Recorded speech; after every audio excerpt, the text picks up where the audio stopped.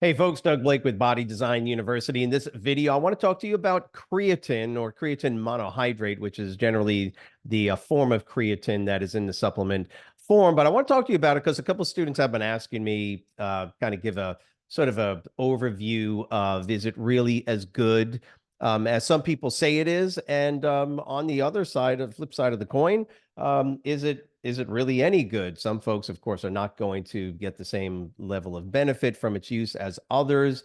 There's a clear genetic difference between how individuals respond to pretty much any supplement, to be honest with you, but creatine in general. So that's what I want to talk to you about in this video today, kind of help you to navigate through the use of creatine, again, creatine monohydrate as a supplement. So first off, keep in mind there's the reality that as a trainer within your scope of practice, it's not really recommended that you just be telling people to use different supplements. However, within your scope of practice, as long as a supplement like creatine, fish oils, even multivitamins to a certain extent, as long as the supplements have been well researched, they have been validated, there's been verification as to their efficacy, little to no contraindications on their use, no problems really with their use, then you can you can definitely recommend that a client at least look at it as a possible supplement to use based on their goals. So if somebody is telling you that they want to increase, their cardiorespiratory fitness and they want to increase cardiorespiratory endurance, for instance, they want to run a marathon, or they're trying to lose body fat, not as concerned about the gaining of lean body mass, well, then I'm not going to recommend the use of creatine. However, if somebody does say, I'm already pretty lean, 15%, 12% body fat, for instance, and they're trying to increase lean body mass, at least for the short term, or even trying to get a PR if they want to do a personal best on a bench press or something, yeah, then I'm definitely going to recommend the use of a creatine. Have them look it over and kind of let me know what their decision is going to be and guide them towards the proper use of it. Absolutely, that is within your scope of practice. So real quick about creatine, natural substance found in your body, your muscles, basically your skeletal muscles, or those smooth muscle tissue, your brain contains creatine. Generally, the majority of the creatine is found within skeletal muscle tissue.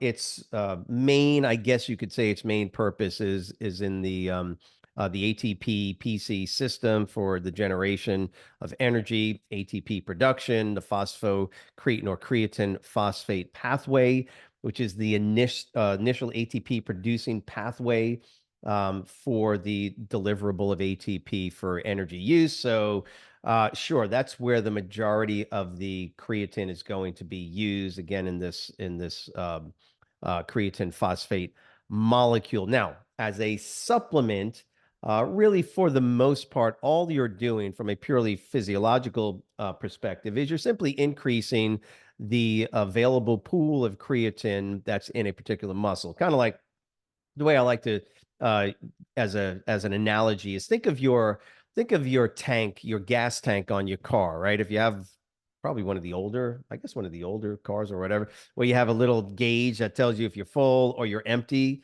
right, on your gas gauge. So you're half full, three-quarters full, full, totally full, or at 100%. Well, in your body, generally in skeletal muscle, you're generally under normal conditions, healthy individual, you're probably about halfway to three-quarters full of all the available creatine that can be held at any one time inside the muscle. So think about halfway, a little bit more, three-quarters full of creatine in your muscle. So there's this availability of holding more creatine that your body physiologically could actually hold within muscle cells. And for the most part, when you ingest, creatine monohydrate, exogenous creatine, what you're doing is you're going to consume it, goes through your small intestines, gets absorbed into the blood system, makes its way to the muscle cells, provided there's generally enough insulin. There's other elements here that will allow for appropriate transport of creatine into the muscle cells. But generally the main way or the best way that we know to significantly increase the potential for creatine to be taken up into muscle cells is through the activation of insulin receptor sites. So you need insulin, right? You need to consume sugars when you take your creatine to ensure that enough receptor site availability is there to maximize uptake of creatine into the muscle. So basically, all you're doing is when you take more creatine, you're taking your gas tank, your creatine availability load, and moving it to full. Technically, you're trying to get it to full. So the more creatine you can get into your muscle, the more the muscle can hold. You will max out. There's only so much creatine that your muscle cells can actually hold. And at that, but just so you understand, the reason you feel the way you do when you use creatine is because when you start filling your muscles up with more and more creatine to the max, you're actually increasing the total amount of water hydration for the sarcoplasm, which is the liquid portion of the muscle cell. So increase the total amount of fluid, liquid inside the muscle cell. The muscle will increase in diameter. We call that sarcoplasmic hypertrophy.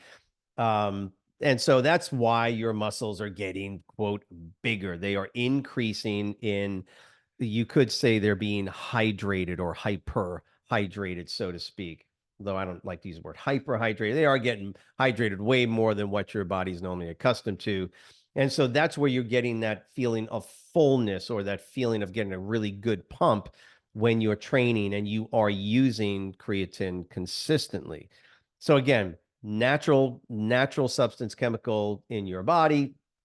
All you're really doing by supplementing it is increasing the total available amount or pooling of creatine in the muscle. Again, more creatine means more essentially sarcoplasm inside the muscle cell. Yes, it does aid and add assistance to your overall strength and power, but that's a very short term first 5 to 6 seconds of power output or physical activity at very high loads. Great, great results can be found using creatine. General guidelines are you can either do what we call loading, which is taking high levels of creatine in for 5 days, 6 days a week in some cases, and then maintaining a maintenance load of a couple of grams per day. Not going to go into how to actually use it.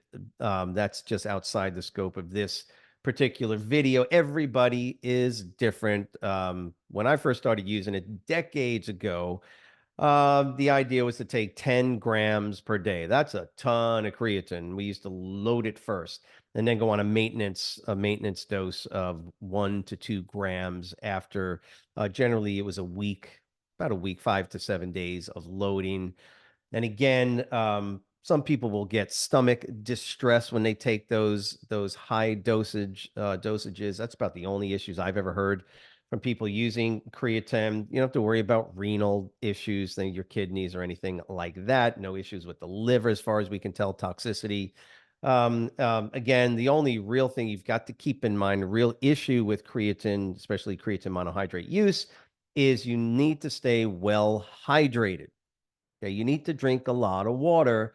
You're drinking a fair amount of water anyway, but now when you use creatine as a supplement, particularly during this what's called loading phase, if you're going to do it like that, you've got to consume a lot of water. You've got to increase your water intake significantly. Well, that's one of the reasons why people looked into whether or not it was efficacious to not load, but just start using 1 or 2 grams of creatine a day. And we have found out over the course of years of research that, yeah, it really doesn't matter. Load or don't load. After about 30 days, you've filled your tank up the same way, right? It just happened a little bit faster when you loaded it. So it's not necessary to take these high levels of creatine for 5 days or whatever the loading um, protocol is. You just take it, just if you want, just buy it and take 1 or 2 grams per day, broken into a couple of servings each day. But again, here's the kicker.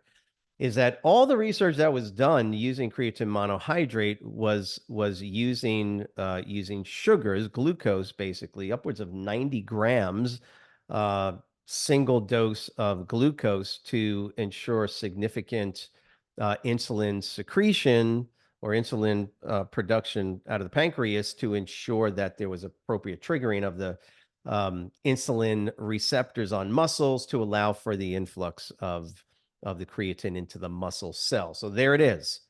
You're going to have to consume a lot of sugar. And so people will go, well, isn't there a better way to do this? And the answer is, I don't know, maybe there is.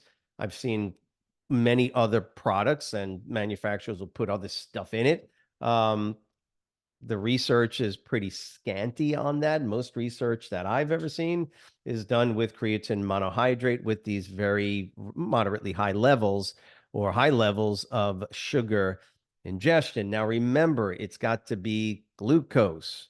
Why? Because if you take just plain table sugar, that's sucrose, and that's going to be a mixture of glucose and fructose. And fructose does not impact insulin secretion. Glucose impacts insulin secretion. So technically, if you want to do it the right way, you got to go find yourself some pure glucose, and you can get it in liquid form. I'm not telling you to do that, and you definitely want to be telling clients to do that, but that is the way the actual research was conducted. Sure, you can use regular table sugar. There's any number of ways to get the sugar, but see now we're trading off one of the biggest issues we have, which is sugar consumption, which is really not something you want to be doing, versus maximizing the uptake of creatine. You get the idea. This is why we're not telling and giving protocols to clients on how to use creatine. Look, if you're going to use it, and it can be very effective, whatever product you're going to use, and I'm going to recommend the cheaper straight creatine monohydrate, the crystalline powder, and you've got to take that with something that is going to raise insulin levels. There are products, obviously, that do contain the sugar already in the supplement itself, and that's going to generally provide the necessary triggering of insulin. You understand that this is something that you got to be very careful with as a trainer when talking to your clients about it. Again, it's within your scope of practice to recommend it because the research is well done, well documented research.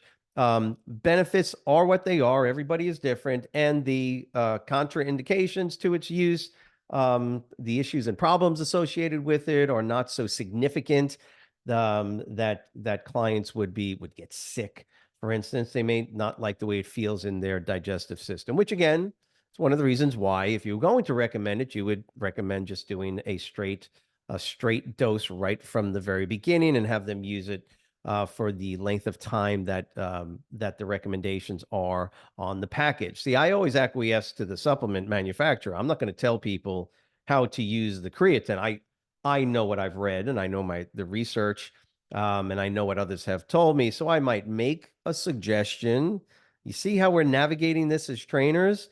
If a client wants to use it, I think that's a good idea because it is very helpful when it comes to increasing our overall anabolic activity and hypertrophy of muscles. We already know that. Again, everybody's different as to the level they're going to receive benefit, but I have no problem telling somebody, and you shouldn't have any issue either. Now, once you recommend that, just like multivitamins, I'll recommend the one that I use, but I'm not going to tell you how to take it. Oh, no, no, no, no. Now you can read the package. We can look at it together. And I can kind of make some suggestions based on my experience with its use. But that's as far as I go. And then I will always say, please remember to drink a lot of water during the day to ensure that you are not going to get dehydrated, which is a potential issue with the use of creatine monohydrate, especially at moderate to higher doses. So the use of creatine is not an issue.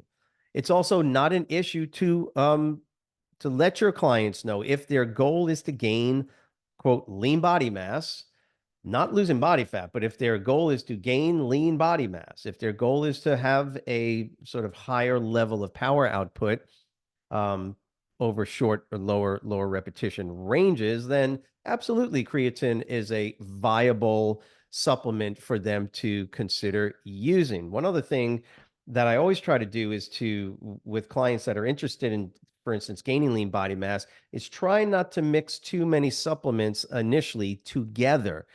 In other words, there are other pretty credible supplements. Some folks get some great results using branched chain amino acids. Some people use glutamine. Other people will use, again, even straight protein supplements, right? And there's any number of touted supplements that you can purchase, non-pharmaceuticals, that can help or assist with recovery and lean body mass gain. My recommendation is do one. Just try the creatine. Once the creatine is used for anywhere from 30 to 60 days, somewhere around there, you'll probably lose some of the initial effect that you felt upon its first use. But then you can try adding other supplements in there to see how well they work. Again, I'm kind of a purist when it comes to the use of supplements. I'd like to see how one works. I know there is a kickover effect when you do multiple supplements at the same time, but I'm still interested in seeing whether or not an individual can gain some benefit from using just glutamine, right? Or just branched chain amino acids. When used alone and they don't work, well, then you can try adding them together. But with creatine, I already know creatine works pretty well. For some people, it works very well. So I want to see what we can get out of its use all on its own. This does not mean that you're not using multivitamins and fish oils. By the way, creatine is one of the big three when it comes to supplements that you can highly recommend or give some information on to clients without any real issues. Multivitamins, again, not an issue, well researched, well studied, and not going to cause generally any problems. Now, are they beneficial in some way? I don't know. Um, but you're probably not going to people are not going to get hurt by using a multivitamin every day. I mean, it's recommended by many physicians will tell people to do that. Now, um, fish oil, same thing.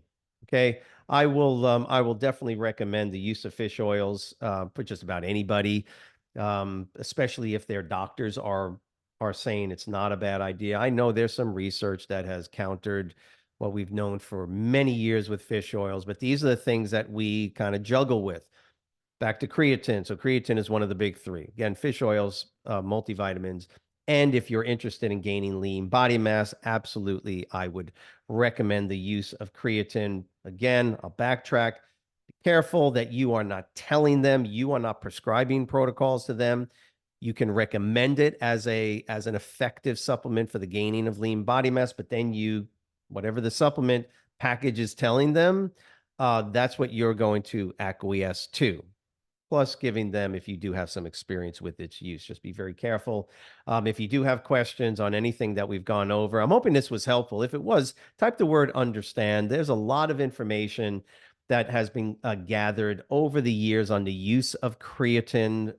There's nothing magical about it, and there's nothing really that we don't know, good and bad, about its use. As a trainer, you're only using these supplements, any supplements, by the way, hopefully, after an individual has really tightened up their nutrition, they're eating well, and their exercise regimen and protocols are pretty well established and they are consistent. Because adding creatine into a crappy diet and an inconsistent workout routine is a waste of money for the most part. So make sure you got all of those variables in place before you then recommend something like creatine to your clients. Have a great week. If you do have questions, let us know in the comment box below. Please remember to give a like, subscribe, and share as you feel appropriate. Take care. We'll see you next week.